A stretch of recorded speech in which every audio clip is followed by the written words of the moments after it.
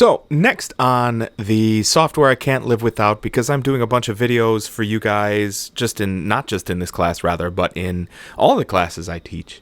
Really, you can't just rely on the most simple editing software, but in a pinch, you can really rely on the most simple editing software. I'll tell you honestly. Again, and now I know I'm going to annoy the Windows purists here, and I swear I will get to you in just a minute. But here on a Mac, most of the things that I've done for the last 4 years, I've actually done right here in iMovie. It's a piece of software that comes free with every Mac.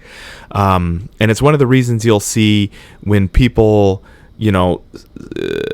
say, hey, look, I'm just trying to start out doing movies. Well, I'm just trying to start out with a YouTube channel, things like that. You'll actually see a lot of people say, go out and buy a MacBook Air because it's the cheapest way to get into the Mac ecosystem. I actually do a lot of the recording I do at work on an older MacBook or a MacBook Air. So it works really just fine. And iMovie is a free piece of software that comes with every Mac. So I'll go in through here, the syllabus preamble, just to show you a little bit about what it looks like.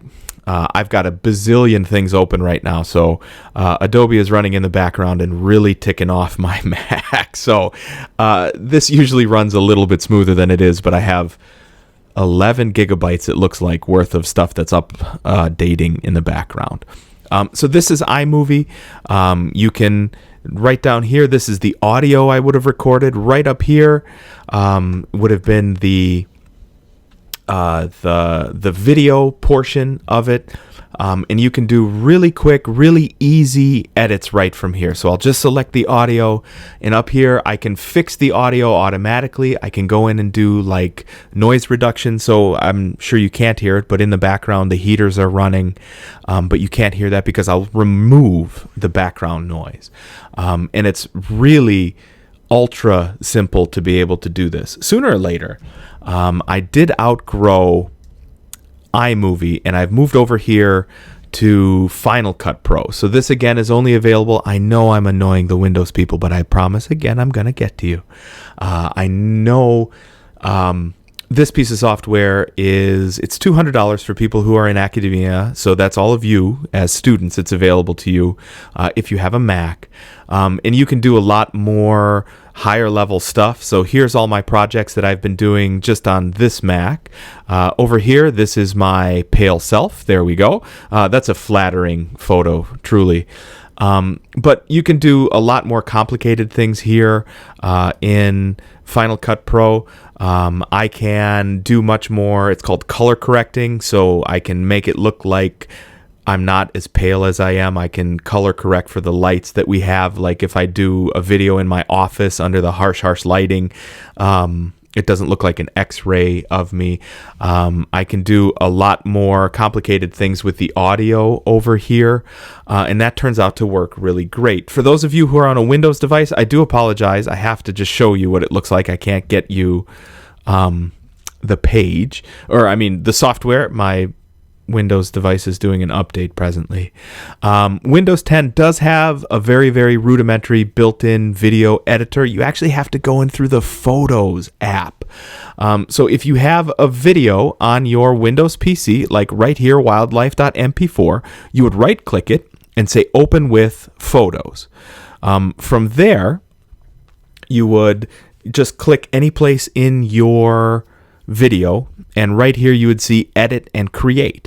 What that's going to do is give you this context menu, and what you're going to want to do is create a video with text, and that's going to send you over to the video editor. That's actually going to send you down right to here.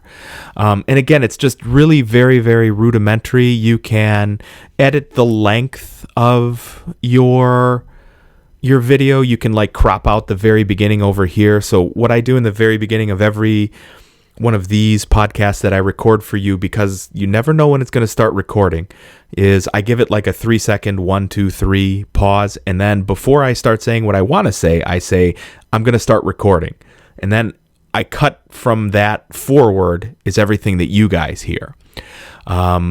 and then you can actually put music under it. You can put text over it. You can do this from within Windows, and it works pretty good. But it's really very, very rudimentary. What I'll tell you is when I do any of the major video editing that I would do on a PC, I come in through here. It's called Adobe Premiere Pro, and it's complicated. It is expensive. I want to thank all of you for your contributions in the way of,